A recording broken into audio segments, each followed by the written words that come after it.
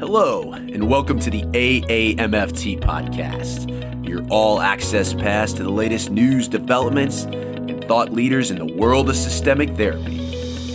We strive to relate, educate, and innovate, one episode at a time. I'm your host, Dr. Eli Karam, and we're brought to you by the American Association for Marriage and Family Therapy. Our podcast explores topics that relationship-based therapists care about.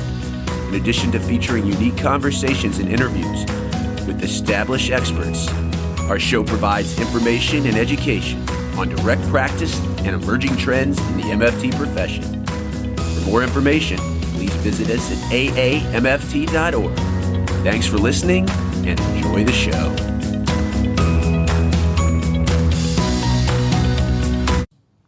Domestic violence is very common in American families, and almost 20% of all marriages and intimate partnerships, couples slap, shove, hit, or otherwise assault each other. Emotional abuse in the form of verbal threats, humiliating or degrading remarks, and controlling behavior is even more common. There are many types of this abusive behavior. One common pattern, distinguished by coercion and control, including extreme jealousy, retaliation, and emotional and physical abuse. This controlling abuse is usually called intimate terrorism, and over 90% of these perpetrators are male. Another type of violence, much more common for what we see as MFTs, is characterized by aggression, but little or no controlling behavior. This type, usually referred to as situational couple violence, occurs as disagreements escalate into physical actions that usually both members of the couple regret. And this pattern is more likely to be mutual, and it's equally perpetrated by men and women. So conjoint couples treatment for IPV remains a very controversial topic in our field, despite a growing body of research and practice experience indicating that not only can it be effective and safe, it is helpful and preferred working with couples where situational violence is present. Today on the AAMFT podcast, we're going to talk about this IPV with Chelsea Spencer. She is a research assistant professor in the Couple and Family Therapy program at Kansas State. Actually, she has all three of her degrees, a BS in Family Studies, an MS in MFT, and a PhD in MFT from K-State, under the tutelage of a very important figure in intimate partner violence, Dr. Sandra Stith, who we'll reference many times today. Chelsea's research focuses primarily on IPV, intimate partner homicide, and sexual violence.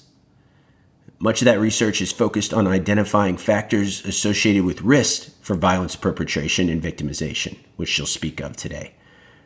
She specializes in conducting meta-analyses and other quantitative research methods.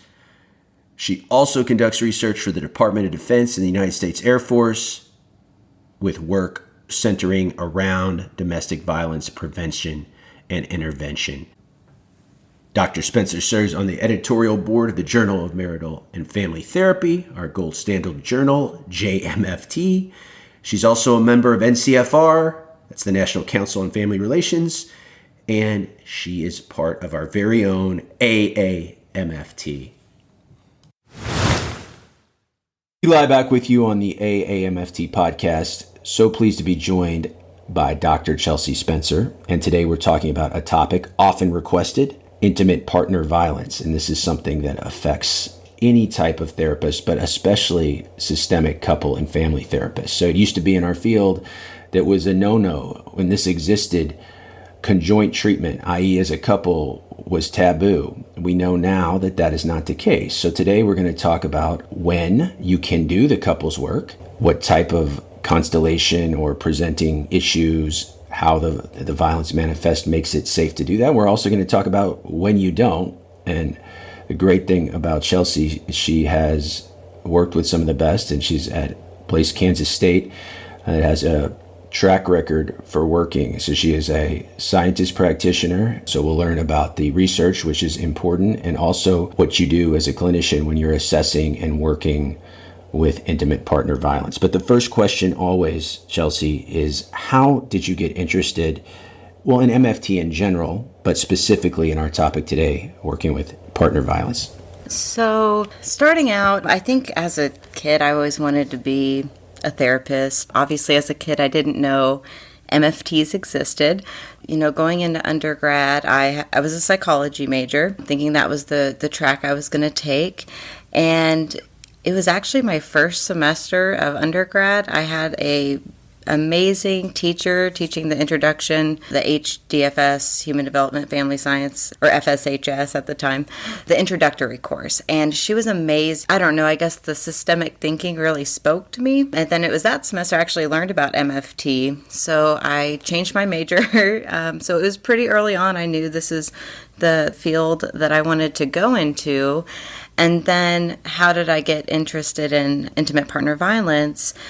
Basically, when I was thinking about something that I wanted to invest my time in and do research on and be involved with, I was wanting to think something that felt important to me, to really feel like I was making a difference. And basically in high school, undergraduate, I had a few really, really close friends who were in relationships where there was what I would consider pretty severe physical violence. And to me at the time, that seemed where my energy needed to go. And then just as I got further into working with Dr. Sandra Stith and really learning more and more over time, just kind of solidified itself. And it really became, this is my focus and specialization that I want to work with because it felt important to me. You mentioned Sandy Stith, so she is a pioneer in this work in the field with intimate partner violence, along with her colleague Eric McCullum. They revolutionized the way we think of treating couples where there's violence involved. For our listeners that may not be familiar, what was so pioneering about their research and the clinical implications? So Sandy and Eric, they developed a treatment protocol working with couples who had experienced situational couple violence. And just to kind of define that, that's Michael Johnson's typology, where that's really characterized by usually bilateral or both partners are using violence, not always, but typically it's characterized by low levels of violence where the violence is not happening as a way to control the other person. It's mostly related maybe to emotional regulation skills, anger management skills, lack of conflict resolution skills. And they developed an approach or a protocol working with couples, very solution focus based, group based. You can also work with individual couples with this. And the research says that it reduced violence, and, they were some of the first people to say this, we can do this. And just knowing Sandy and just conversations that we've had, some couples, they choose to stay together. They want to work on this, and that's their choice. Either they don't get help or they do. And so if it really is a lack of conflict resolution skills, a lack of affect regulation skills or anger management skills, these folks deserve help if they're asking for it. And either they get help or they don't. And if they choose to be in the relationship and don't get help, that's not going to be beneficial to them either. And I always think about it, if we had to disqualify all the potential couples that MFTs could help around the world just because they've had some type of physical aggression in the relationship, that we'd be losing a big population that needs help. So as you said, it's all about the type of violence. So we have situational violence that you just described, and then we have what's known as intimate terrorism. So for our listeners, talk about the difference between the two and why one is suitable to this couple's treatment and one is not. I'll start with intimate terrorism. I think intimate terrorism is that maybe not, but what we really think about when we think about intimate partner violence, where it's one partner dominating the other. It's unilateral, where there's one person who's inflicting the violence. They're using it to control or dominate, manipulate the other partner. It's used force. It's often more severe. It's more likely to escalate into very dangerous levels of intimate partner violence. And it's not an equitable relationship, right? It's one person dominating the other. And that would not be suitable for couples treatment. That's not something that is a safe situation where one partner can be vulnerable if they're fearful of their partner. So that would be the type of violence we would not see in couples therapy.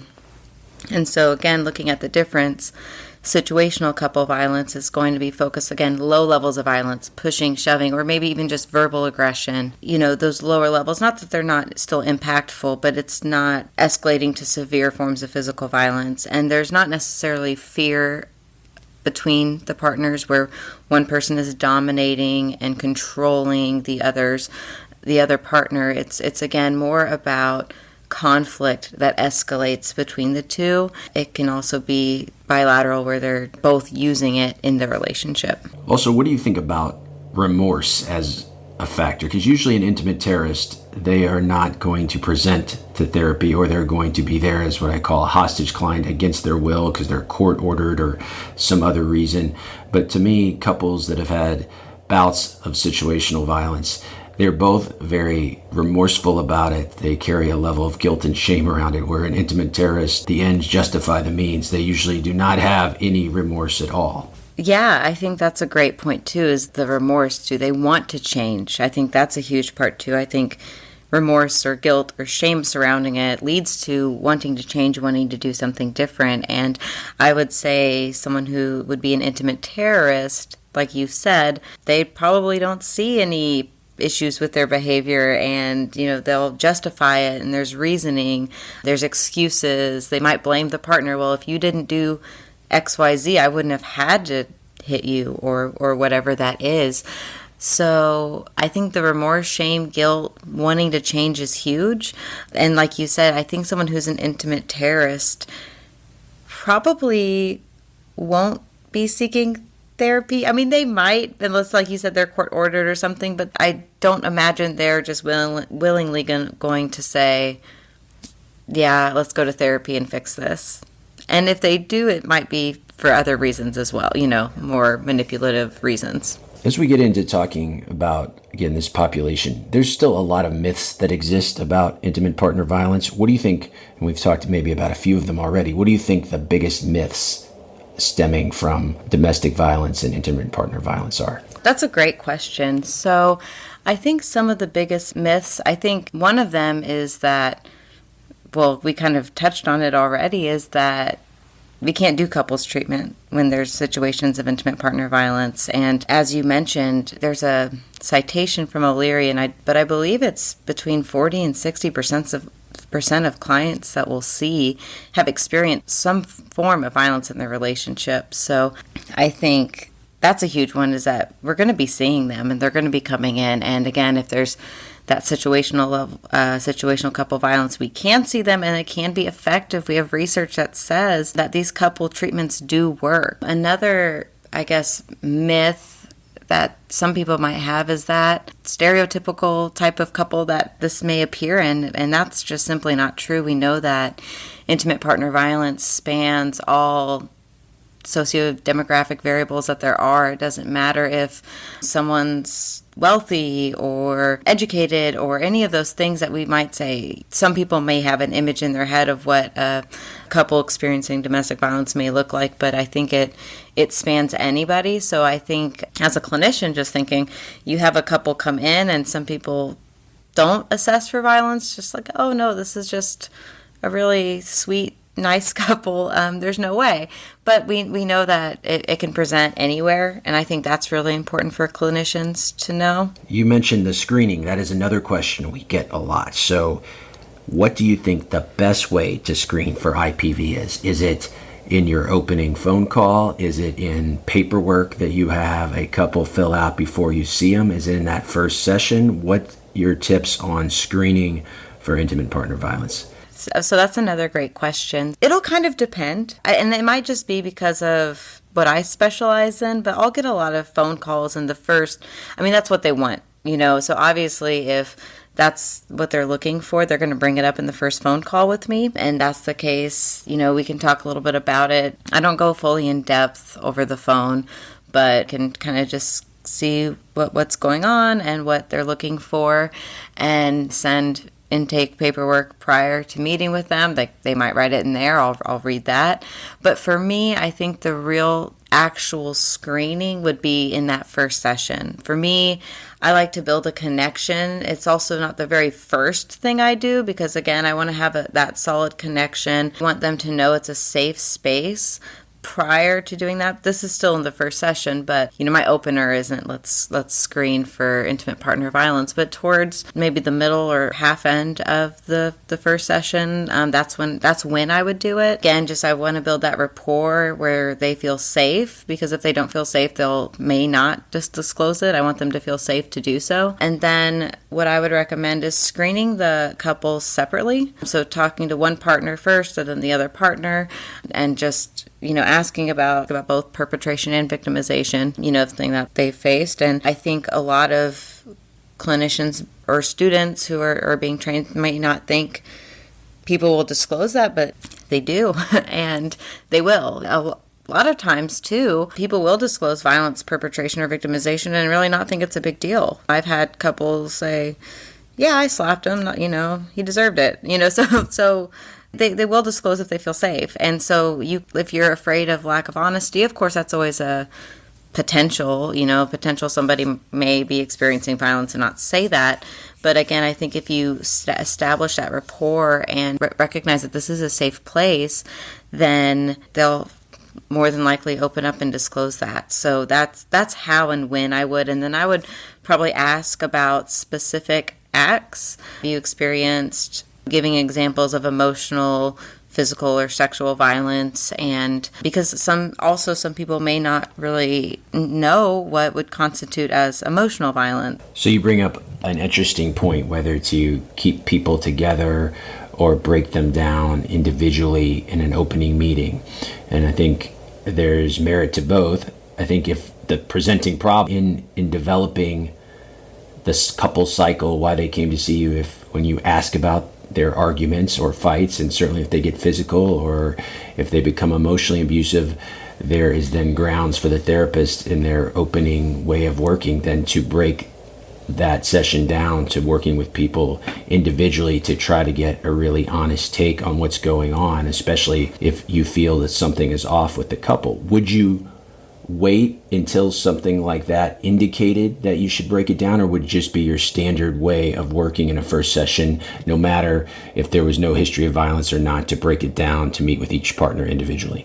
I think it's helpful to separate them. And the reason why is, Sandy and I, we presented this. We haven't published it, and maybe we should, but we looked at the data that she and Eric McCollum collected with their treatment, and we looked at what were some of the biggest indicators of successful or unsuccessful treatment for these couples. And one factor that we found was, were there discrepancies between the male and female partner in this study on what acts of violence had occurred? So if one partner is saying they strangled me, they've punched me, they've kicked me, and the other person says I just shoved them once, that should be a huge red flag. And that's why I think, because that was indicative of unsuccessful treatment when there were not reporting the same acts. So it wasn't necessarily like how many acts or what acts, it was the discrepancy between the couples. So again, that also kind of shows some lack of taking responsibility for what happened as well. So if one partner says, I didn't do anything but yell at them, and the other person is saying, no, they've done all of these physical acts towards me, that would be something that could also be a red flag for you. And if it's a couple who doesn't indicate that there's violence or anything like that, it might be less extensive. If someone's coming in saying there's violence, I might go over acts where someone says, have they ever pushed or shoved you? And they're like, no, no, so it kind of just depends on the couple, on how long that process is and how long that screening would take. But I do think it's important to get both partners separately. And then, of course, again, sometimes that's a 5-minute discussion where it's like, there's nothing going on here. Okay, then we'll move on. And how do you frame it, just for our listeners, why we need to break down individually now in our first meeting? What is your language to normalize it for the couple? I guess just what I would say is you just tell them like, okay, so now the next thing we're going to do is I'm just going to talk to you each individually really quick and just get some information individually, and then we'll just meet back up together in a few moments. I mean, that's as simple as it is. I don't even necessarily, I just act like it's a normal part of the routine first session, just saying, okay, now we're just going to talk separately really quick. If you want to wait in the lobby, we'll chat, and then we'll switch, and then we'll come all back together after that. And so again, just making it pretty casual in the sense of, okay, this is what we're going to do, and this is what the process is going to look like, and this won't take too long. Now let's have a scenario where you do that, breaking down individually, you bring them back together, and there is a discrepancy. So how do you deal with that? And obviously, if it's a part of a presenting problem that we don't fight fairly, and sometimes our fight gets physical, it's right there for the therapist. But if you meet alone with them and they disclose a moment or moments of intimate partner violence in the past, but they don't tie it into the presenting problem, how do you deal with it? It's a discrepancy, and they may not have highlighted that as to a reason they're coming in to work with you.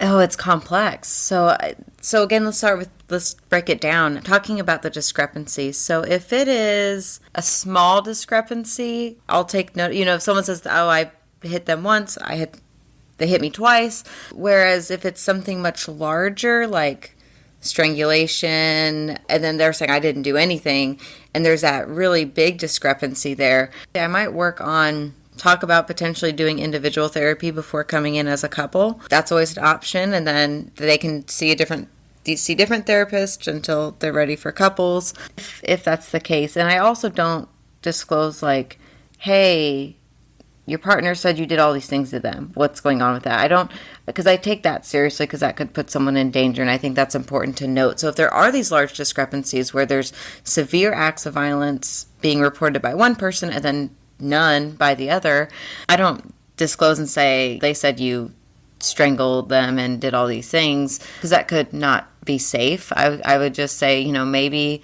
it's important to do some individual therapy prior to doing couples. If it's a minor discrepancy, I'll note that, but again, I don't say that there, you said twice, you said once, but what I would do is keep note of that. Then I would talk to them as a couple about, if it's low level, situational, I would probably just start talking about, so when we get all together, just like you both had mentioned some violent acts, how does that look?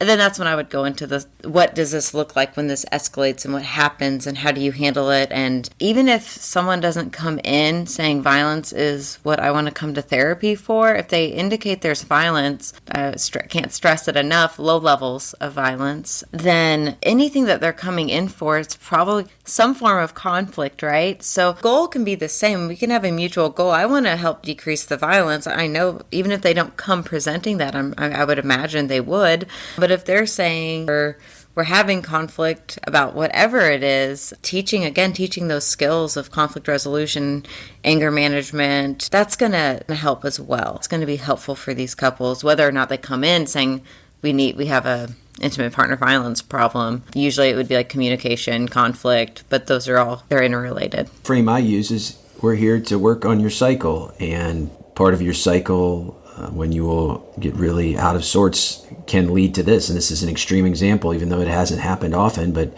you become physical. So part of our work here is to give you the tools to both understand your cycle and do something different about it. So you can pretty much tie anything back into the couple cycle in a way that when there is situational violence, usually both people play a part in that, versus intimate terrorism. A person is never going to accept responsibility for their part in the cycle, and as we said earlier, they are probably going to justify why they did what they did. So that is a good way of how to tie in, once you get this data that there has been some physical altercation between the couple, back into why they're there. Now, Another question we get also is around a no violence contract. So give us your thoughts on that. How you present it and when you present it. I feel like maybe I come across like this is normal for me to do, right? You're not putting shame around it.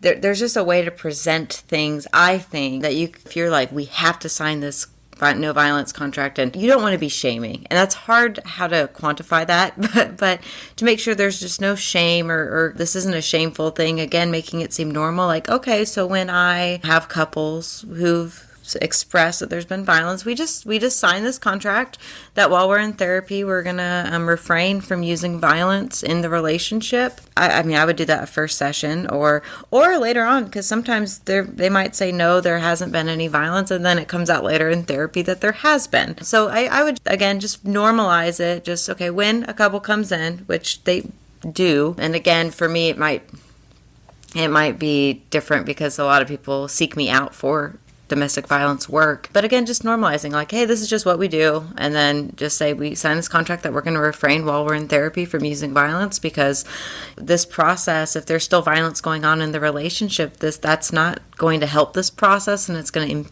impede the work that we're doing, and it's going to make it harder for us to make positive changes. Yeah, and use the S word, shame. I think what I try to do is create two other S's, safety and structure, which every couple needs when they're working through their cycle. So if you can tie it into that, and as you said earlier, if you built an alliance with the couple collectively, each person individually and the couple together, you say, hey, this is what helps you all to do our work and gives us structure and safety both inside of the room and outside of the room when you're practicing what we're learning. So I like what you said. And again, I think if you normalize it as a piece that gives safety and structure to what they're trying to do, because when you're working with a couple where there is situational violence, neither one of them likes the effect of that on the relationship. And there's usually a high motivation to do something different. And that safety contract, no violence contract, operationalizes the structure of the therapy. So I like that a lot. Now, you're also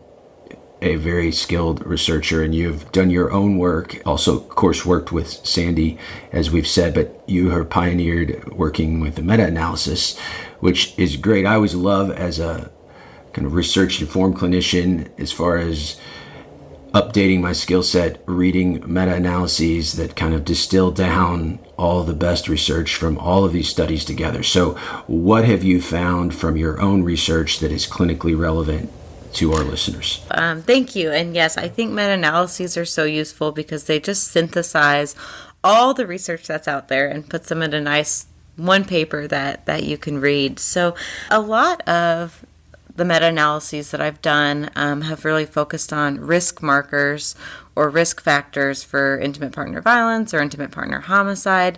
And I think looking at what puts somebody at risk, because again, this is looking at correlational research. So again, it's not necessarily, when I say risk marker, that just means it's associated with. So that can also give us really good points at prevention or intervention work that we can use as clinicians. And so that's what's really important to me. And I think I'll start off talking a little bit about a meta-analysis. It was my dissertation. It's published now. It's one of my favorite papers. I don't know if I'm the only person who has favorites of their studies, but I did a meta-analysis looking at risk for intimate partner homicide. So again, when we're looking at the continuum of violence, I would say the most severe form. In that study, we looked at risk factors. Again, just the researcher, I'm calling that a risk factor because we know that the behavior that's putting somebody at risk happened before the homicide, because that's kind of a final outcome. So we're looking at risk factors for intimate partner homicide, comparing against couples who were intimate partner violence. So again, this is what's putting someone at risk if they compared to intimate partner violence. So it's not even just general community. So if you are working with a couple where there's intimate partner violence, looking at these top risk factors can be really, really helpful for one, just for yourself too, knowing this, but also psychoeducation too. And that could also be if you're working with individuals. I know we're MFTs, but we still see individuals sometimes. Again, educating, the dangerousness or the potential dangerousness of a situation can be helpful. Not that we tell our clients what to do or that they need to leave, but I think we can provide them with research. So from that study, looking at risk factors for intimate partner homicide, and again, this was looking at male perpetration, female victimization. Just more research has been done on that topic, and when we look at intimate partner homicide, there is a gender discrepancy there, with men perpetrating more often than women. So one of the most interesting and clinically relevant findings from that study is looking at by far the strongest risk factor for intimate partner homicide was the perpetrator having direct access to guns. And it increased the likelihood of a homicide by over 1,000%. And it makes sense if you think about it. Obviously, if there's a gun readily available and there's a lack of impulse control, obviously that's something that in a second can kill somebody. So increasing the likelihood by 1,000% is huge, but also clinically relevant. In my clinical training, if somebody reports suicidal ideation, I was always taught to assess for guns and the availability of guns that this person has. And I really, really advocate for, if you're working with a couple where there's intimate partner violence, to also ask about guns, because, and access to guns, and if there is access, can you lock them up? Kind of the same that you would if somebody is suicidal, to implement that when there's violence, and just, make sure there's not that direct access. And by direct access, I mean in seconds, if it's in the basement locked in a safe, but we would encourage them to do that instead of, having it at their nightstand, or whatever that is. And so to me, that's huge. And then again, I'll just go over some other of the stronger risk factors for that was threatening with a weapon. So again, the threats of that, non-fatal strangulation, that was the third strongest risk factor. So that is something that I've experienced. Clients or even students I was mentoring kind of downplay the seriousness of non-fatal strangulation. So that's one to really look out for, because again, I've seen where clients are like, yeah, they strangled me, and kind of make that it's not a big deal. But whenever that happens, I always say that that's, something to key in on. And a few years ago, I did take it was like an all-day workshop on strangulation. It was more directed towards law enforcement. It's really important, if the strangulation piece comes in, to, one, recognize that, that also increased the likelihood of a future homicide by 7 times, but also start asking more details about that, to see if the person passed out, to see how long that happened, because if someone passes out, you think about that's a high level of violence. It takes some time for somebody to pass out from being strangled. So again, that's going to highlight the severity of the situation as well. So that's something that if I'm working with a student or something, that's always something I ask that they key in on if there has been strangulation. Strangulation, guns, these lend to intimate terrorism. I don't think you're going to see much situational violence where talking about choking people and threatening people with firearms. So this often brings up another point, which we couldn't do this interview without talking about. When you are dealing with a victim of this type of violence, and sometimes they're coming to you because they know they need to leave, but it's not that simple. You also know a lot about barriers to leaving toxic and abusive and unsafe relationships like this. Let's talk about what those barriers are and how to help clients lift some of those constraints if possible. Yeah, thank you for bringing this up. I think this is so important. So again, I know we're MFTs, but we also see individuals. And again, I see couples, but I see just as many individual clients who are victims of violence, and they don't know whether or not they're ready to leave the relationship. And I agree, it's going to lend more into intimate terrorism at this point. Like you said, someone who's threatening with weapons and strangulation, they're way less likely to be coming in for conjoint treatment. It's usually the individual. And I have a lot to say on this. One thing is, we never tell our clients what to do. Even if it's a dangerous situation, we can point out that these are dangerous behaviors, but they already know that. Chances are they might downplay it, but it's just genuine concern that letting them know this is dangerous. Coming up with a safety plan is important. If things escalate, do you have somebody you can call? Do you have somewhere to go where they won't know where you are? So sometimes they're not ready to leave the abusive relationship, so I try to help them with those processes of recognizing it's dangerous and then also safety planning if they're not ready to leave. But what I think is really important, Eli, like you said, is talking about the barriers, because it is important for us as clinicians to be empathetic towards the barriers to leaving an abusive relationship. We may on the inside want to be like, this is bad, you need to leave, but that's not going to be helpful. I'm sure their friends and family have told them that. If they're not ready to leave, then the therapist just saying that again isn't going to make a difference, and it's probably going to make them not want to go to therapy, to be honest. That's just what they're hearing.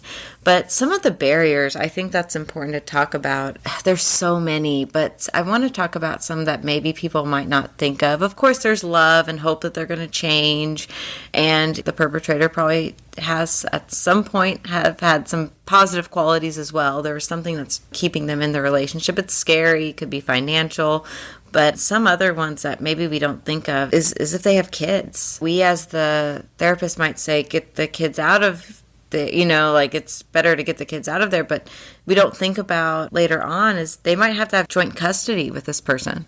So now I have to give this person who's abusing me my children for a week at a time or the weekend, and I can't supervise. That might be scarier than staying in the abusive relationship where you can at least know you're there to protect your kids if needed. I think that's one that we don't think of. My PhD program, my placement site was the local domestic violence shelter. So again, hearing these stories, of course these women had left, they were in the shelter, but talking about these realities about the children, it's maybe not something that I would have thought of necessarily, but it was huge. It was very, very scary, and I think that's a barrier that we need to keep in mind if there are children. Another barrier is just fear. Research does show that the likelihood of an intimate partner homicide actually increases the first 3 months that somebody leaves an abusive partner. So if someone is fearful of leaving, like, oh, he'll just track me down or she'll track me down, those kind of things, that's a very real fear. And we need to also recognize we can't just say, oh, you should leave. No, it needs to be a safe way to leave, because we do know risk for increased violence in the form of intimate partner homicide increases in those first 3 months. And then research does suggest it declines after that. But so we need to take that seriously, that sometimes there's a fear that if I leave, they'll kill me. That's huge. And then we also need to think about cultural barriers or barriers related to aspects of one's identity, the culture that our client is from. I worked on a study with some of my colleagues on looking at risk factors for intimate partner violence in Iran. And, in that culture, getting a divorce, it can really cause a lot of shame, and that it was your duty, and we looked at female victimization in this study, that it's your duty to keep the family unit together. And there's a lot, that's not just Iran, that's a lot of cultures where there's going to be stigma, or why didn't, maybe you should have been a better partner, and there's a lot of shame surrounding about, especially if they're married and have kids, that again, there's a lot of people where their friends and family, there's going to be intense shame of separating or dissolving the marriage. And I think that's important, that for some of us, just get a divorce, it's not a big deal. But for others, that's something that's really, really difficult to do. Another one is looking at same-sex or same-gender couples where or queer couples where maybe, one person may not be open to those in their community about their relationship. We've looked at, there's research suggesting that in same-gender, same-sex, queer relationships, that's another way of controlling one's partner is, if you try to leave me, I'm going to tell everybody at your work, and I'm going to virtually out you, and that's another type of abuse. But again, we have to think about these things that maybe if we may not think about how scary it could be for somebody who, that might not be something that, say, I have to deal with as someone who is, say, in an opposite gender relationship. Another big one is we have to think about race and ethnicity, especially when we're looking at help-seeking behaviors. If somebody is in an abusive relationship and their partner is, let's just say, like a black man, maybe they may not want to call the police. There's a fear, like I want the abuse to stop, but I'm also afraid of how the police are going to treat my partner. Are they going to maybe even die? We have to think about all of these barriers that are identity status, culture status, but even just things such as the real fear, children. Like I said, I could go on and on. I could talk an hour about different barriers, but I think that's a good start, at least. Giving us a ton to think about this hour and reflect on our work. So a couple things. What are some good resources if people want to learn more about how to do the conjoint work when there's situational violence and it's possible to work as a couple? Where should people go to learn more? And then if people want to continue the dialogue with you, Chelsea, what is the best way to reach you after they listen to this podcast? So one resource, I would go to Dr. Sandra Stith. Her book is called Couples Therapy for Domestic Violence, Finding Safe Solutions.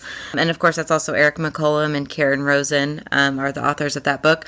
But that's a book that you can purchase, and it goes over their treatment modality, and I would definitely recommend that. I mean, if you're going to AAMFT or anything like that, seek out presentations that are on this topic. And then for me, I'm always available. Someone can just email me. My email is C as in Chelsea, Spencer, SPENCER @ksu.edu. And I'm always available to talk or help, or if you're interested in any studies, I can talk to you about some of the work I've done, and I'd be happy to do so. Eli back with you, bringing to a close another informative installment of the AAMFT podcast, where we learned a lot about the screening and risk factors for intimate partner violence. If you're craving more, you can get that book by Sandra Stith, Eric McCollum, that Chelsea mentioned. But you can also go to your one-stop shop for everything continuing education in systemic therapy. I'm talking about AAMFT's Tenio, the online learning platform. Easiest way to access that, you go to aamft.org, go to the Enhanced Knowledge tab, and underneath you will see online education and training, which takes you to Tenio. And you'll be looking for Addressing Partner Violence, a biopsychosocial approach, which is a great team from East Carolina as they talk about IPV, screening, working with minority clients, and how to respond to intimate partner violence through a biopsychosocial spiritual lens.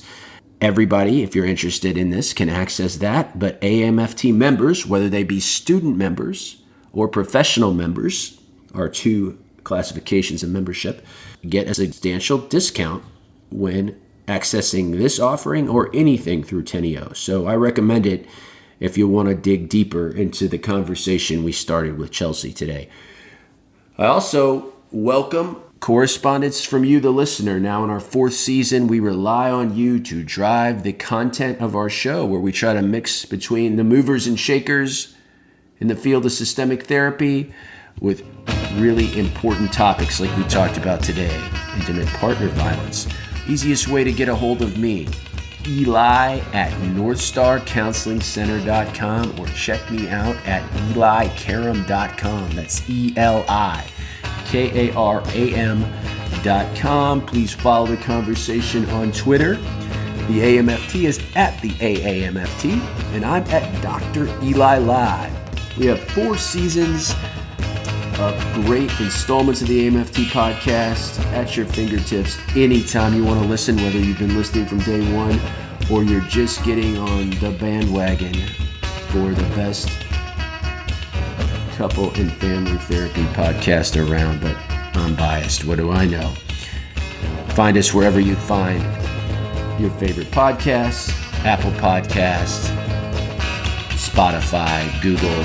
We always appreciate any star rating and a review. Until next time, my friends, stay safe, and most importantly, stay systemic.